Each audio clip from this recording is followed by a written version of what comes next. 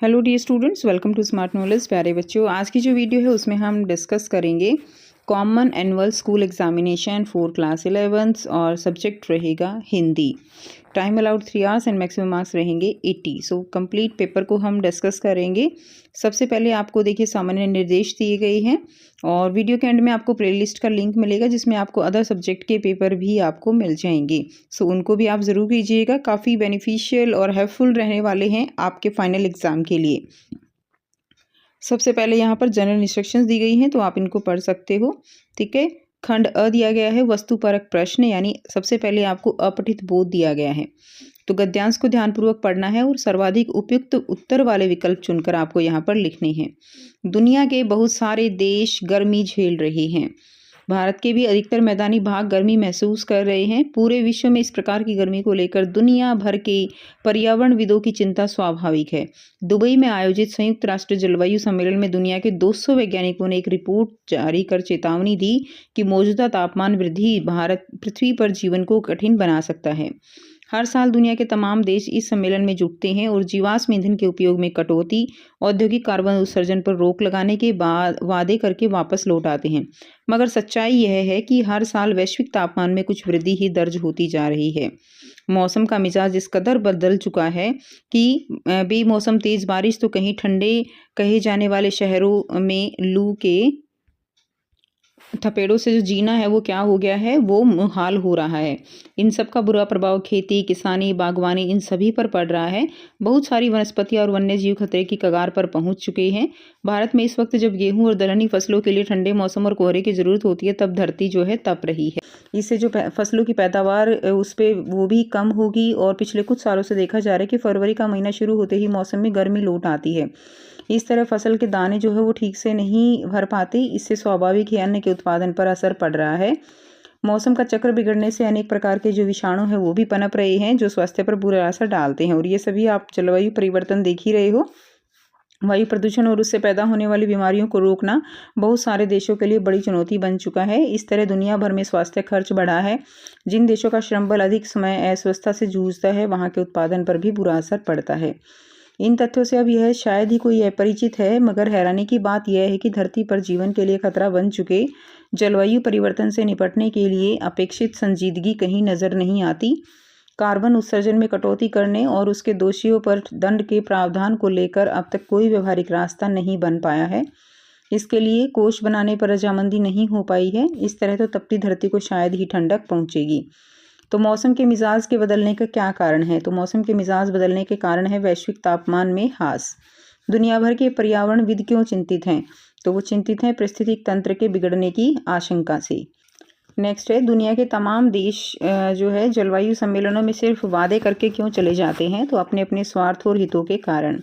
गेहूं और दलहनी फसलों के लिए किस प्रकार के मौसम की ज़रूरत होती है? तो गेहूं और दलहनी फसलों के लिए ठंडे मौसम और कोहरे की ज़रूरत होती है।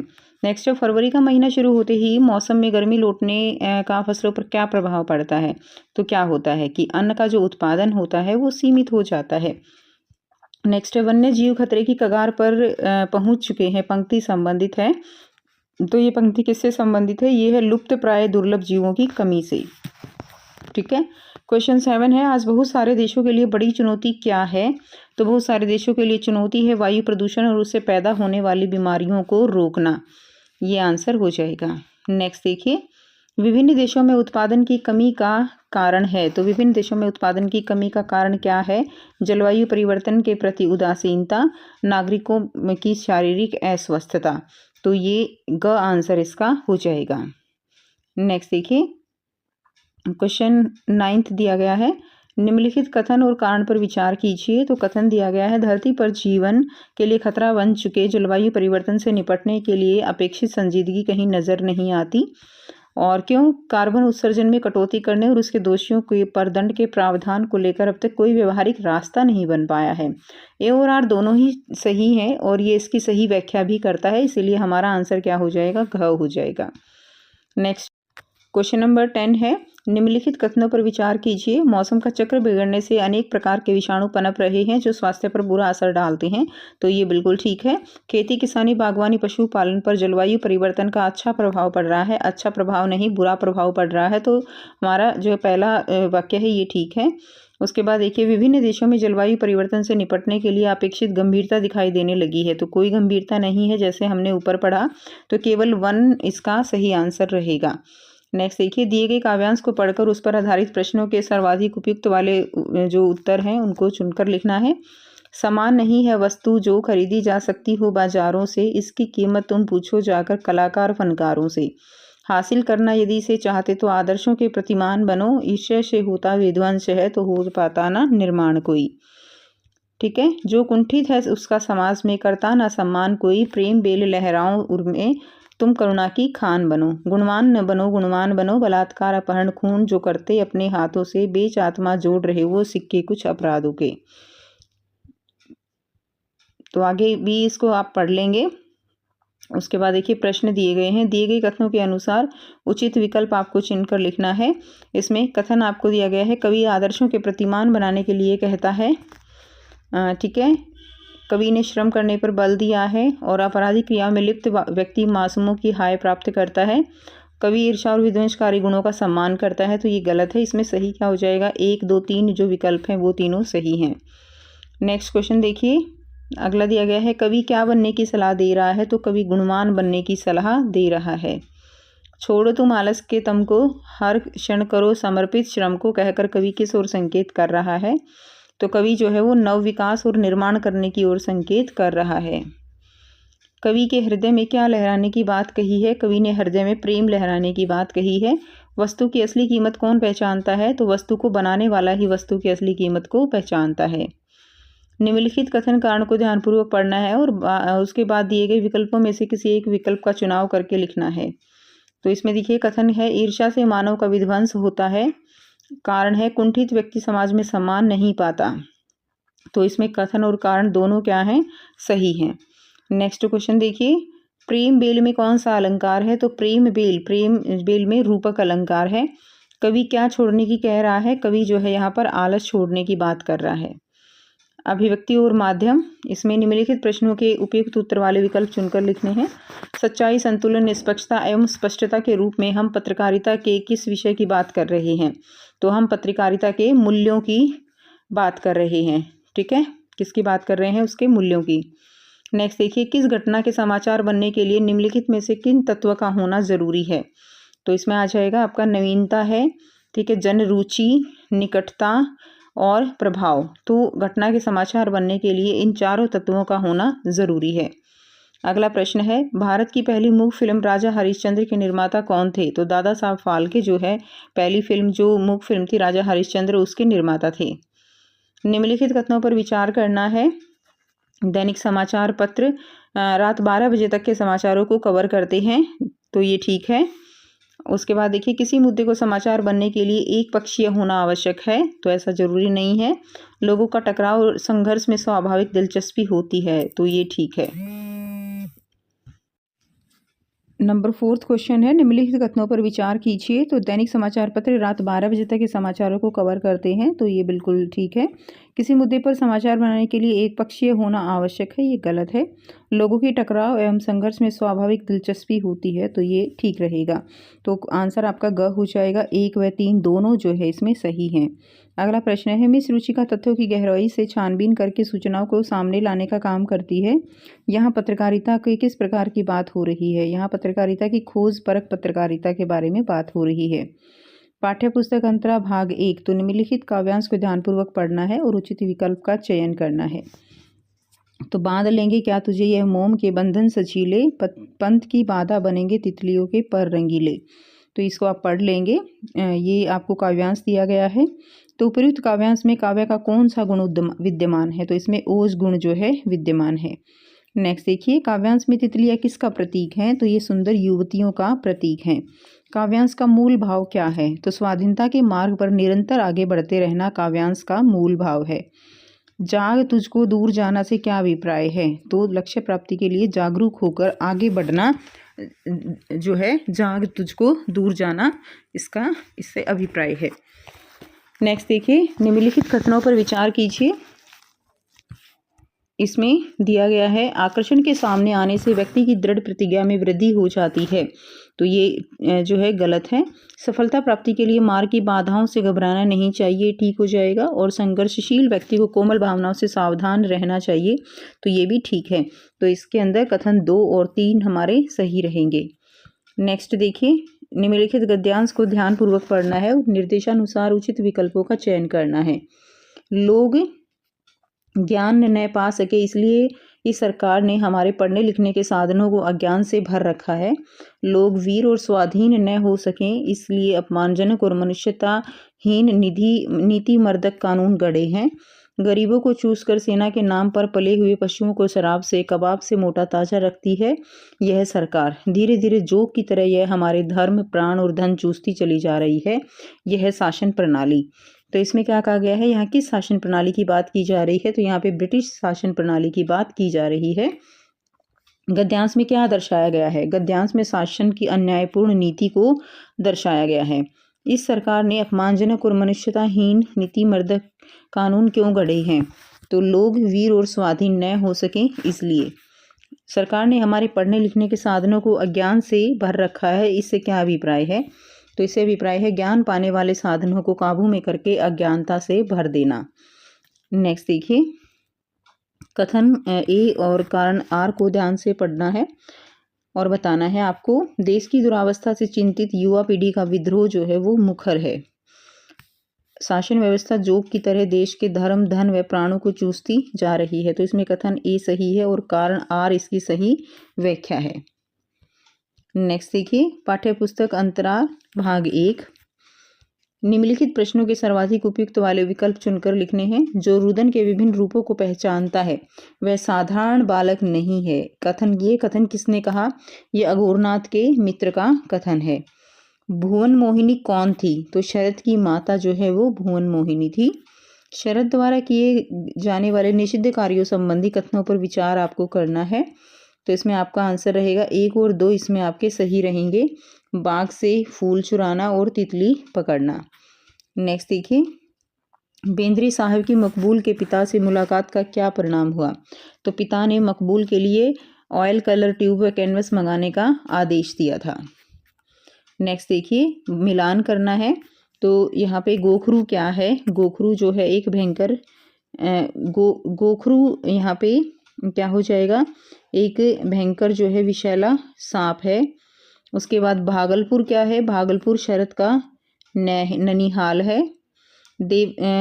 देवानंदपुर क्या है, देवानंदपुर ये जो है बंगाल का एक गांव है।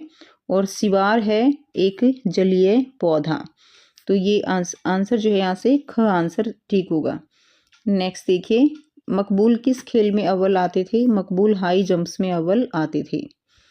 नेक्स्ट देखिए, कथन ए एम.एफ. हुसैन भारत के प्रसिद्ध चित्रकारों में से एक हैं, ठीक है, तो ये ठीक है। और एम.एस. हुसैन को एक प्रतिष्ठित चित्रकार के रूप में बुनियादी आधार देने का कार्य उनके पिताजी ने किया था, तो हमारे कारण और कथन दोनों ही सही हैं।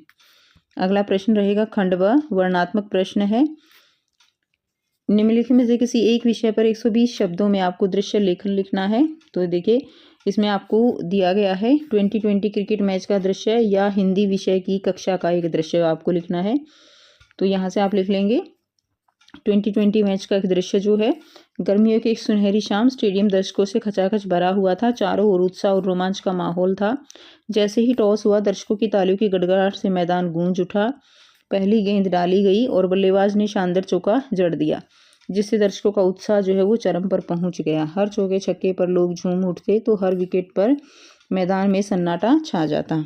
आखिरी ओवर में जो मैच रोमांचक मोड़ पर पहुंचा तो हर दर्शक सांसें थामे बैठा था। आखिरी गेंद पर जीत के लिए छक्के की ज़रूरत थी और बल्लेबाजों ने गेंद को सीधा स्टैंड में भेज दिया।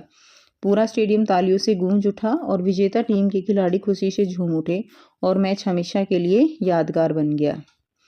नेक्स्ट है हिंदी विषय की कक्षा का एक दृश्य है, ठीक है। तो इसमें आप लिख देंगे विद्यालय की हिंदी कक्षा का दृश्य बेहद रोचक था। कक्षा के सभी छात्र ध्यानपूर्वक अध्यापक की बातें सुन रहे थे। अध्यापक रहीम के दोहे पढ़ा रहे थे और उनका अर्थ समझा रहे थे। छात्रों ने कुछ कठिन शब्दों के अर्थ पूछे जिनका अध्यापक ने सरलता से उत्तर दिया। फिर उन्होंने छात्रों से कुछ प्रश्न पूछे जिनका उत्तर देने में छात्र पूरी तरह से उत्सुकता दिखा रहे थे। तो अपने आप से भी इसमें ऐड करके लिख सकती हूँ। बहुत ही सिंपल सी ये दिया गया है। बीच बीच में कोई छात्र चुटकुला सुना देता जिससे कक्षा का वातावरण हल्का हो जाता। अध्यापक ने बोर्ड पर सुंदर अक्षरों में एक दोहा लिखा और छात्रों को इसे अपनी कॉपी में उतारने को कहा। पूरी कक्षा में एक सकारात्मक ऊर्जा थी और सभी छात्रों को हिंदी पढ़ने में आनंद आ रहा था। नेक्स्ट देखिए, आपके क्षेत्र में ध्वनि प्रदूषण बढ़ता जा रहा है जिससे आम जनजीवन को कठिनाई का सामना करना पड़ रहा है। इस ओर ध्यान आकर्षित करते हुए किसी दैनिक समाचार पत्र के संपादक को लगभग 120 शब्दों में पत्र लिखना है।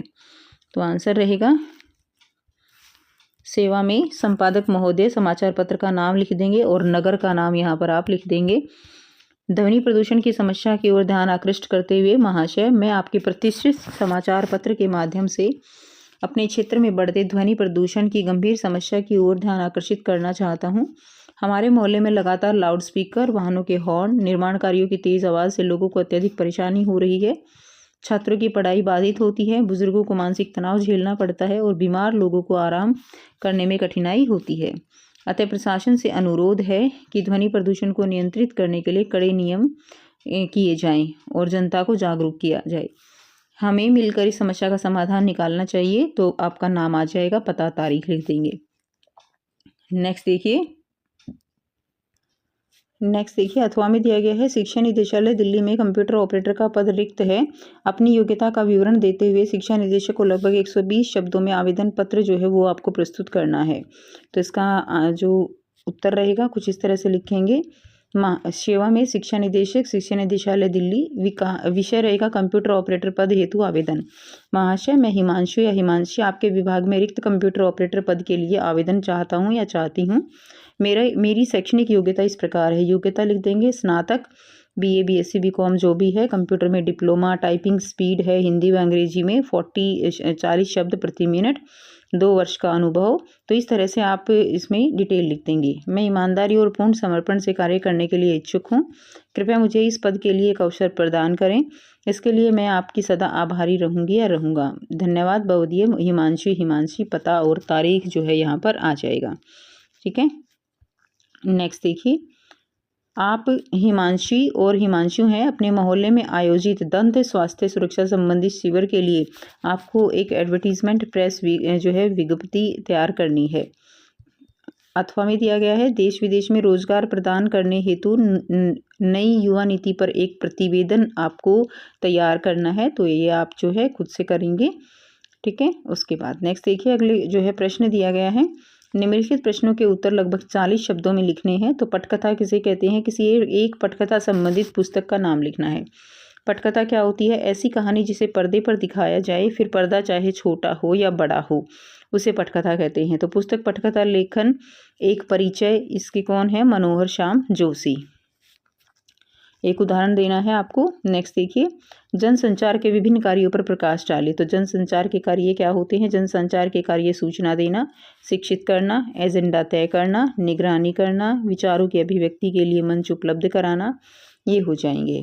नेक्स्ट क्वेश्चन है, निम्नलिखित में से किन्हीं 2 प्रश्नों के उत्तर दीजिए। मुरली तऊ गोपाल ही भावती पद में एक सखी दूसरी सखी से क्या कहती है? तो इसका आंसर क्या होगा?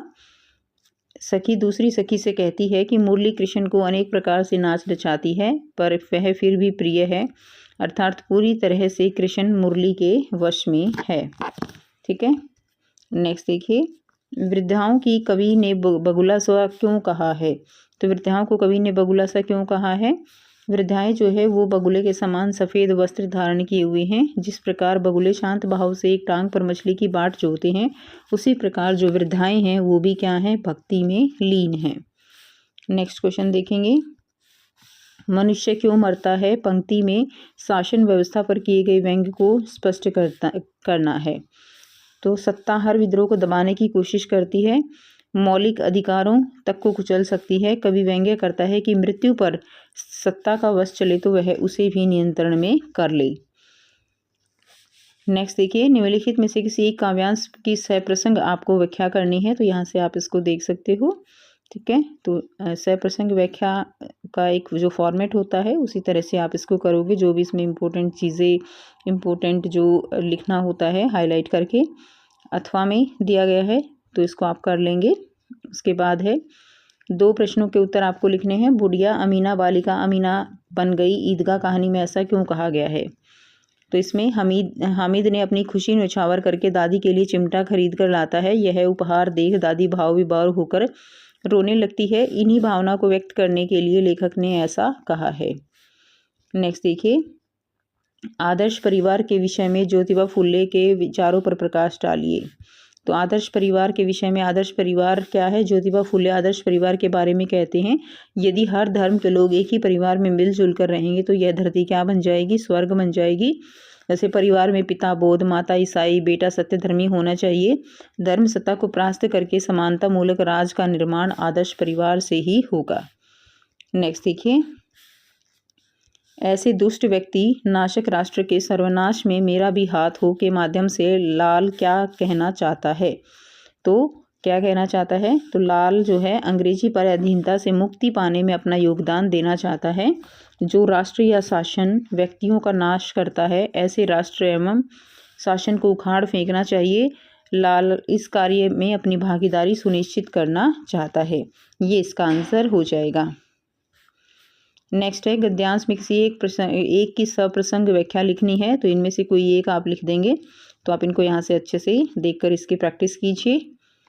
ठीक है, उसके बाद नेक्स्ट देखिए, प्रश्नों का उत्तर देना है। मकबूल कक्षा में हो या दुकान पर उनका ध्यान ड्राइंग या पेंटिंग में रहता था। इस कथन को आपको स्पष्ट करना है। तो इसका आंसर क्या हो जाएगा? मकबूल की ड्राइंग व पेंटिंग में गहरी रुचि थी, इसलिए उसका ध्यान ड्राइंग पेंटिंग में ही रहता था। कक्षा में ब्लैक बोर्ड पर चाक से चिड़िया का चित्र हूबहू बना देता था। दुकान पर बैठकर हिसाब की कॉपी में 20 स्केच बनाना। फिल्मी इश्तिहार इस कदर पसंद आए कि अपनी पुस्तकें बेचकर ऑयल कलर की ट्यूब खरीदकर ऑयल पेंटिंग जो है उसने बना डाली। तो ये इसका आंसर हो जाएगा। नेक्स्ट देखिए, शरद को अपने शौक छिपाकर क्यों पूरे करने पड़ते थे? तो शरद अपने छिपाकर शौक क्यों पूरे करता था? क्योंकि शरद को अपने शौक छिपकर पूरे करने पड़ते थे, क्योंकि समाज और परिवार की अपेक्षाएं उनके शौक से मेल नहीं खाती थी। संभवतः उनके शौक परंपरागत विचारों के विपरीत थे या फिर उनके घर के वातावरण में उन्हें प्रोत्साहन नहीं मिलता था। शरद के अनुशासन प्रिय नाना का मानना था कि बच्चों को सिर्फ पढ़ना चाहिए, प्यार और आदर से उनका जीवन नष्ट हो जाता है, ऐसा उनके नाना का मानना था। ठीक है, और नियम तोड़ने पर आयु के अनुसार दंड दिया जाता था। तो ये इसका आंसर हो जाएगा। तो ये था कंप्लीट पेपर। आई होप आपको यहाँ से बच्चे ज़रूर हेल्प मिलेगी। अगर वीडियो अच्छी लगी है तो वीडियो को ज़रूर से लाइक कीजिएगा, शेयर कीजिएगा। मिलते हैं आपसे नेक्स्ट वीडियो में। Till then take care, bye bye and have a nice day.